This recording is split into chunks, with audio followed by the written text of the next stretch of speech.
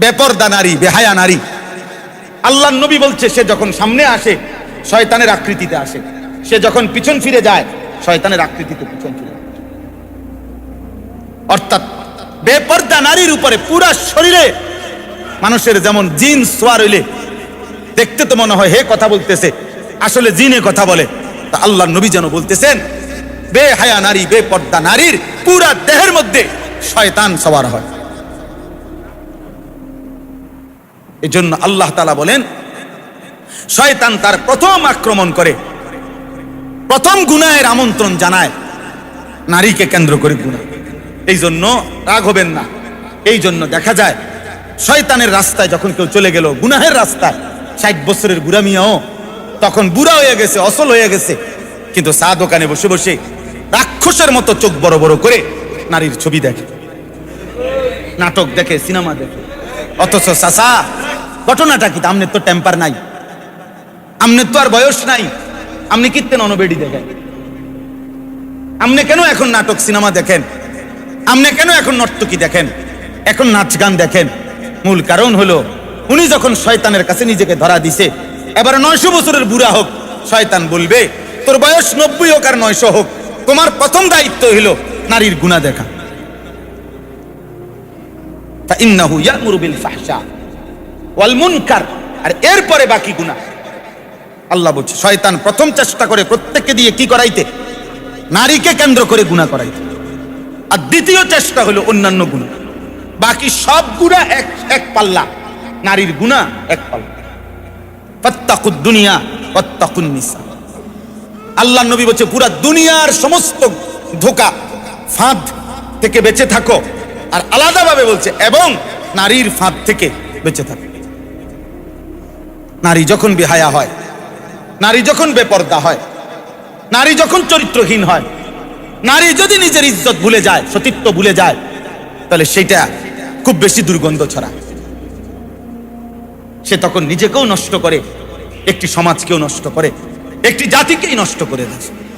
আপনার ভালো লাগুক বা না লাগুক, কষ্ট হোক বা না হোক, পছন্দ হোক বা না হোক, মন চাক বা না চাক, আপনি যেহেতু মুসলমান, আমি যেহেতু মুসলমান, আমি যেহেতু মুমিন, আমারে গুনাহ ছাড়তেই হবে, নাইলে আমার আখিরাত মিলবে না। আমারে আল্লাহর হুকুম পালন করতেই হবে, নাই তো আমার আখিরাত মিলবে না। এটা আমাদের কাছে কঠিন মনে হয়। কেন কঠিন মনে হয়? আমরা এর উল্টোটা বেশি দিন অভ্যস্ত। এই জন্য আমরা আদেশ পালন করি কম, নিষেধ বর্জন করি কম, গুনাহ করছি বেশি, আদেশ পালন করছি কম। এই উল্টাটার কারণে এখন ভাওটা শুনলেই কঠিন লাগে। অথচ এক জামানা ছিল, নবী সাল্লাল্লাহু আলাইহি সাল্লামের সাহাবারা, আউলিয়ারা, তাবেঈরা, ওনারা প্রতিনিয়ত আল্লাহর নবীর কাছে আসতেন আর আমল চাইতেন, আরো আমল, আরো আমল চাইতেন, আরো তাসবিহ চাইতেন, নিজে স্বেচ্ছায় এগিয়ে যেতেন, ইয়া রাসূলুল্লাহ আমি জিহাদে অংশগ্রহণ করতে চাই। কিশোর বাচ্চা 14 বছরের, 15 বছরের। একটা জামানা তো এমন ছিল যখন যেই জামানায় মুসলমানের 14 বছরের বাচ্চা পায়ের বুড়া আঙ্গুলের উপরে ভর দিয়া দাঁড়াইতো যুদ্ধের সিরিয়ালে, যেন তাকে উঁচা দেখা যায়, যেন তাকে আল্লাহর জন্য, আল্লাহর রাস্তায় জিহাদের সুযোগ দেওয়া হয়। কারণ সে বুঝছে জীবন মানেই আল্লাহর হুকুম পালন, জীবন মানেই আল্লাহর নিষেধ বর্জন। এরই নাম মুমিন, এরই নাম মুসলমান। লম্বা সময় যখন সে এটা মস্ক করছে, এটা তার জন্য সহজ হয়ে গেছে। কিন্তু আজ আমরা পুরা উল্টাটা আমাদের জীবনে গ্রহণ করে নিছি। আমাদের এই লাখ লাখ সন্তান, আমাদের এই হাজার হাজার কিশোর যুবককে একেবারে প্রকাশ্যে দিবালোকে ঠান্ডা মাথায় অভিভাবকরা আল্লাহর নাফরমানির উপরে, গুনাহের উপরে ছেড়ে দিছে। এই যে মনে করেন একটি মহল্লার মুসলমান ছেলে পেলে, এরা সব কোনো এতিম না, এদের মা বাবা আছে, এরা সব লাওয়ারিস না,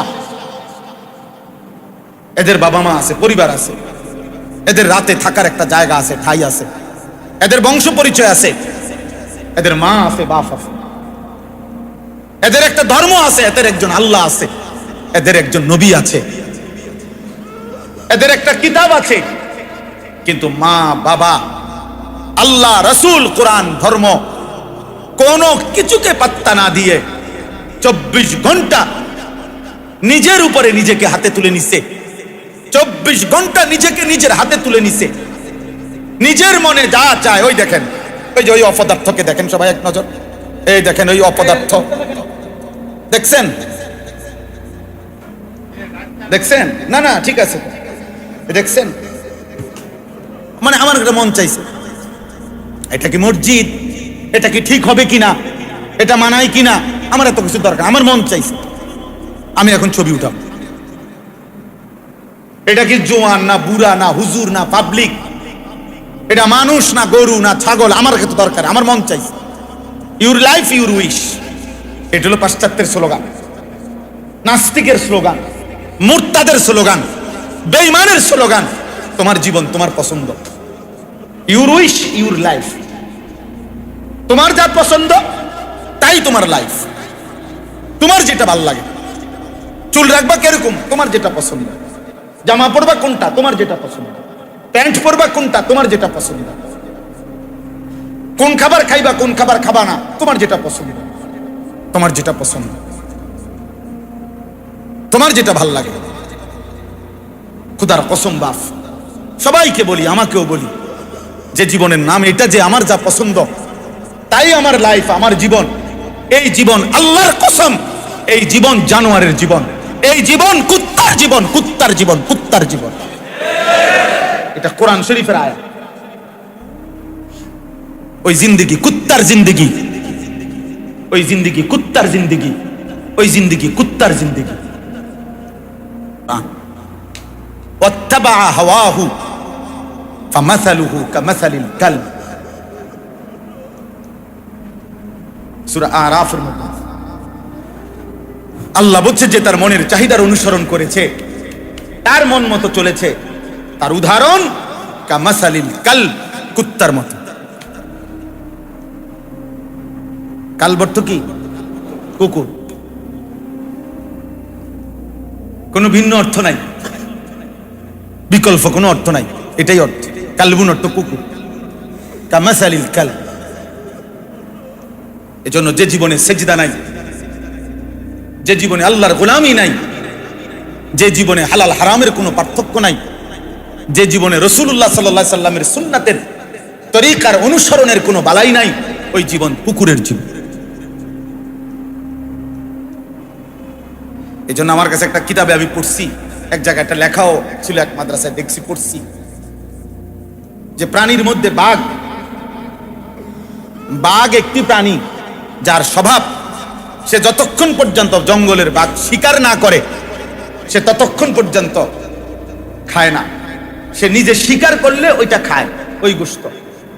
কিন্তু ফেলে রাখা উচ্ছিষ্ট, এমনি কেউ ফেলায় রাখছে গোশত, জঙ্গলের বাঘ এই উচ্ছিষ্ট মানে ফেলে রাখা গোশত খায় না।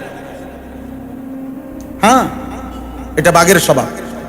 বাঘ উচ্ছিষ্ট খায় না, বাঘ বলতে চায় আমি প্রয়োজনে না খেয়ে মরে যাব, কিন্তু আমার উপার্জন, আমার শিকার ছাড়া আমি খাবো না। আর লিখছে ওইখানে যে কুকুরের স্বভাব, কুকুর যেই কোনো ফেলে দেওয়া জিনিস উচ্ছিষ্ট সেটা মুখে দেয়। তাহলে আমার পরিচয়, আমি মুসলমান। আজকে আমার চুল, জামা, লেবাস, পোশাক, চেহারা, সুরত, হাসি, আনন্দ, চলাফেরা, কথাবার্তা, আমার পছন্দ, রুচি হয় ইহুদির মতো, নয় খ্রিস্টানের মতো, নয় হিন্দুর মতো, নয় বৌদ্ধের মতো, নয় নাস্তিকের মতো, নয় মুরতাদের মতো, নয়তো লম্পট চরিত্রহীন মদখোর, নেশাখোর, জুয়ারি, জেনাখোর, ব্যভিচারী এমন কারো মতো। তার মানে যেখানে যা পড়ে আছে আমি সেখানেই তা কুড়াইয়া নিলাম। তাহলে এই আখলাক কুকুরের আখলাক। এই জন্যই আল্লাহ বলছে কামাসালিল কালব, তার উদাহরণ হলো কুকুরের মতো। এই জন্য প্রিয় ভাই, একজনই বোঝে, একজনই শুনুক। আমরা এই কথাটা প্রথম বুঝাইতে চাই, আমি এই কথাটাই শুরু করতে চাইছি। গুনাহমুক্ত জীবন এক মুমিনের পরিচয়, এক মুমিনের জিম্মাদারি। গুনাহ আমাকে ছাড়তেই হবে, আমার হাজার কষ্ট, জান যায় যাক আমি নারী দেখব না, জান যায় যাক আমি সুদ খাবো না, জান যায় যাক, আমি আল্লাহর নাফরমানি করব না। খুদার কসম, একে বলে মুমিন। निकल जाए दम तेरे कदमों के नीचे, यही दिल की हसरत, यही दिल की आरज़ू है कि हे प्रिय मौला, আপনার কদমের নিচে আমার জীবন দিয়ে দিলাম, আমার জান দিয়ে দিলাম। এটাই আমার দিলের তামান্না, এটাই আমার দিলের আফসোস। আপনার জন্য জীবন দিতে চাই। অতএব আপনার জন্য যদি জীবন দিতে পারি, আপনার হুকুমের উপরে, আপনার গোলামির উপরে, এটাই জিন্দেগি, এটাই মুসলমান, এটাই মুমিন, এটাই মুমিন। এরই নাম মুমিন, গুনাহমুক্ত জীবন। কোরআনুল কারীম আল্লাহ তাআলা বলছেন, ওয়াদারু যাহিরাল ইসমি ওয়া বাতিনা, আমার বান্দা তোমরা প্রকাশ্য গুনাহ ছেড়ে দাও, গোপন গুনাহও ছেড়ে দাও। আল্লাহ বলছেন, ওয়ালা তাকরাবুল ফাওয়াহিশা মা যাহারা মিনহা ওয়া মা বাতান, প্রকাশ্য গোপন সব ধরনের অশ্লীলতার কাছেও যেও না। আমি গোপনটাও জানি, আমি প্রকাশ্যটাও জানি, আমি একাকিরটাও জানি, আমি লোকালয়ে তাও জানি, আমি সব জানি, আমি সব দেখি, আমি সব বুঝি। আল্লাহু সামিউন আলিম, আমি সব শুনতে পাই, আমি সব জানতে পারি। জানতে পারে আল্লাহ? কথা বলেন না। আল্লাহ জানে না কি? আল্লাহ দেখে না কি? আল্লাহর অবসর কখন? আল্লাহ ঘুমায় কখন? আল্লাহ বিশ্রাম নেয় কখন? আল্লাহ তাআলা তন্দ্রা যায় কখন? লা তাখুযুহু সিনাতুন ওয়ালা নাওম, তার কোনো তন্দ্রাও নাই, তার কোনো ঘুমও নেই। তাকওয়া চাই বাপ। আজ আমরা চোখের সামনে আমাদের সন্তানদের অধঃপতন, একটা পাহাড় যেন ভাঙ্গা পড়তেছে, একটা পাহাড় যেন ভাঙ্গা পড়ছে। অর্থাৎ মুসলমানের একটা ঈমান কত উঁচা ছিল, মুসলমানের একটা সন্তান কতটা দামি ছিল। কথা ছিল সে পৃথিবী গড়বে, কথা ছিল সে জান্নাত গড়বে, কথা ছিল সে সেজদা দিবে, কথা ছিল সে দুশমনের দিকে চোখ রাঙিয়ে কাফেরের মোকাবেলায় দাঁড়াবে, কথা ছিল সে ঈমানদারদের সেবায় নিজেকে বিলিয়ে দেবে। আজ এর কিচ্ছু নাই, বরং 24 ঘন্টা মুসলমানের সন্তান 2 আঙ্গুলে মোবাইলের দিকে তাকায় আছে, দুশমন আমার জন্য আর কি দিছে, বেঈমান আমার জন্য আর নতুন কি কি ডিজাইন, কি কি অসভ্যতা আর কি নোংরামি দিছে। সারাক্ষণ মোবাইলে শুধু এটাই তালাশ করতেছে, আর কত নোংরামি আছে, আর কত অসভ্যতা আছে, আর কত অশ্লীলতা আছে, আর কত বেহায়াপনা আছে, আর কত উলঙ্গ ছবি আছে, আর কত নর্তকী আছে। আহা আহ, অসংখ্য যুবক তো সরাসরি জেনা করতে পারে না হয়তো, কিন্তু জেনার ছবি আপন ঘরে বসেই সারা রাত দেখতেছে।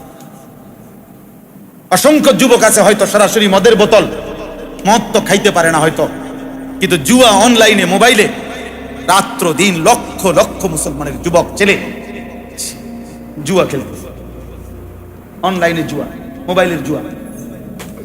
বাচ্চা ছাড়া কইতেও পারতো না, এবারটা বইয়া বইয়া পান খায়, এবারটা বইয়া বইয়া বন খায়, এবারটা বইয়া বইয়া সাদওয়ানে গপ মারে, বিল্ডিং করছে, মানুষের শোনায়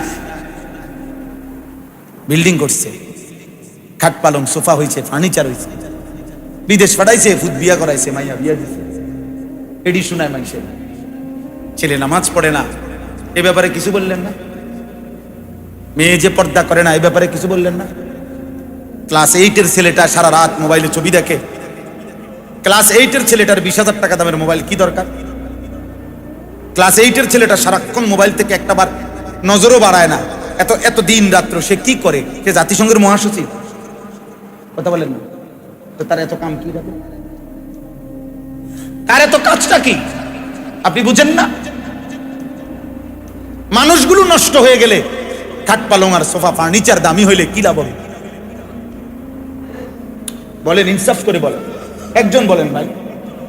আমার স্ত্রী যদি চরিত্রহীন হয়, আমার ছেলে যদি নামাজ না পড়ে, আমার মেয়ে যদি পর্দা না করে, আমার সংসারের কেউ যদি ফজরের নামাজ না পড়ে, আমার ঘরের কেউ যদি আল্লাহর কোরআন পড়তে না পারে, আমার স্ত্রী যদি বাজারে বাজারে ঘুরে, তা আমি খাট দিয়ে করব কি, পালং দিয়ে করব কি? আমি সোফা আর ফার্নিচার আর বিল্ডিং, টাইলস আর বাথরুম দিয়ে করব? কে দেখবে এগুলো? কে শুনবে? বলেন। এজন্য 1 নম্বর এটা বললাম, একজন মুমিন, একজন মুসলমান,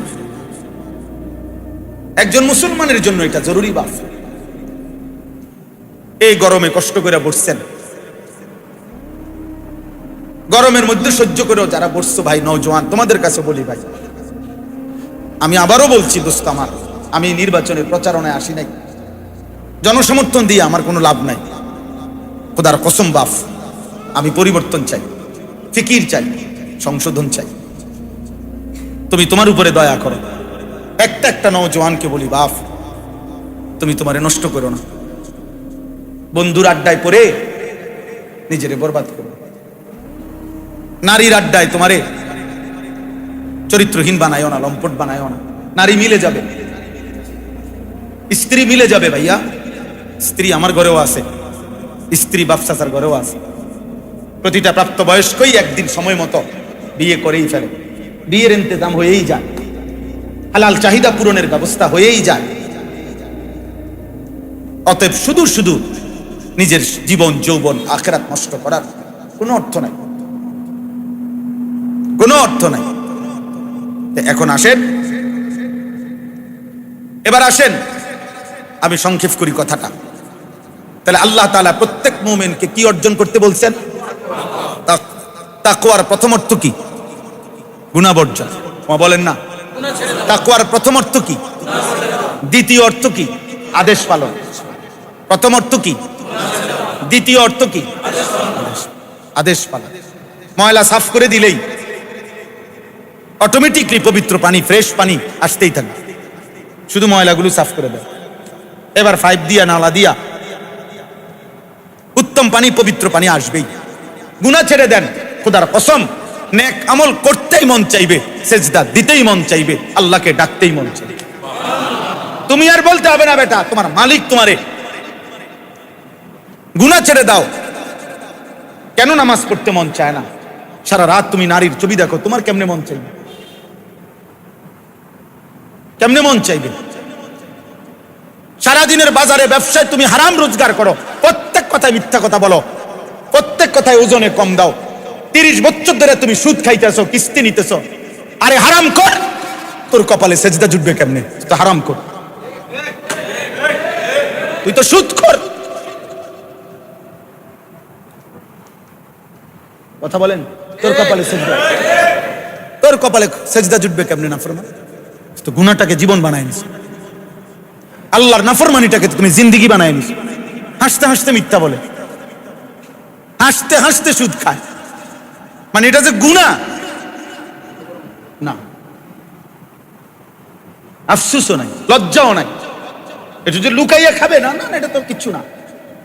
প্রকাশ্যে দিবালোকে টেলিভিশন চালায়া রাখছে, সবাই আমন্ত্রণ জানাইতেছে, আসেন নারী দেখেন, ছবি দেখেন, এক কাপ চা খান, 2টা বিস্কিট নেন, 10 টাকার বুট মুড়ি খান, আর আমার দোকানে বসে বসে 3 ঘন্টা লাগুক, 4 ঘন্টা, আপনার যতক্ষণ শরীরে কুলার আপনি উলঙ্গ ছবি, নাটক, সিনেমা, নর্তকীর নাচ দেখেন প্রকাশ্যে, ঠান্ডা মাথায় শান্তভাবে। গুনাহ তো করছেই, গুনাহের আমন্ত্রণ দিচ্ছে। বেহায়া নারী, বেপর্দা নারী কি করে? বেহায়া নারী তো এটাই, গুনাহের আমন্ত্রণ দেয়। দেখো আমার শরীর দেখো, আমার যৌবন দেখো, আমার বেপর্দা দেহ দেখো, আর যুবক তুমি নষ্ট হয়ে যাও, চরিত্রহীন হয়ে যাও। চলো তুমিও বরবাদ হও, আমিও বরবাদ হই। আল্লাহ আমাদেরকে হেফাজত করেন। এজন্য বললাম গুনাহমুক্ত জিন্দেগি, গুনাহ থেকে বেঁচে থাকা, তাকওয়া অবলম্বন করা, এটা প্রথম ডিউটি। আমি বাংলা একটা উদাহরণ দেই। মনে করেন এই যে গ্রিল, এই যে গ্রিল, এই গ্রিলের মধ্যে যদি ঝংকার লাগে, ঝংকার হয়, মনে করেন রং দিবে নতুন করে, আবার তো আগে রং দিবে, এরপরে সিরিজ কাগজ দিয়ে ডল্লা ঝংকার বের করবে, এই তো নিয়ম না? কি ঠিক না চাচা? আগে সিরিজ কাগজ দিয়ে কি করতে হবে? যেটা ক্ষতি করতেছিল এটা সরাইতে হবে, এরপরে রঙের পোঁছ দিলেই ঝকঝক করে ফুটে উঠবে রং। আগে ঝংকার সরাও, তারপরে রং লাগাও। আরবিতে এটা বলে দাফউল মুদাররাতি মুকদ্দামুন আলা জালবিল মানফাআ। আগে ক্ষতি দূর করো, এরপরে উপকার আনয়ন করো। আগে ময়লা সাফ করো, এরপরে পবিত্র পানি আসার ব্যবস্থা করো। আগে নাপাক দূর করো। একটা কুয়ার মধ্যে মনে করেন ছোট্ট একটা পানির টাঙ্কি হাউস, তো 10 বাই 10 মনে করেন, এটার মধ্যে একটা ইন্দুর পড়ে মরে গেছে। এখন এখান থেকে যদি 1 বালতি না 100 বালতি না 1000 বালতি পানি ফেলাই দিছে, কিন্তু ওই ইন্দুরের জায়গাতেই রয়েছে, তো এই পানি পাকতো? 1 ফোঁটা পানিও আর নাই, আবার মোটর ছেড়ে নতুন পানি রয়েছে, কিন্তু ইন্দুরটা শুধু কি করে নাই, সরাই নাই, পাক হয়েছে তো।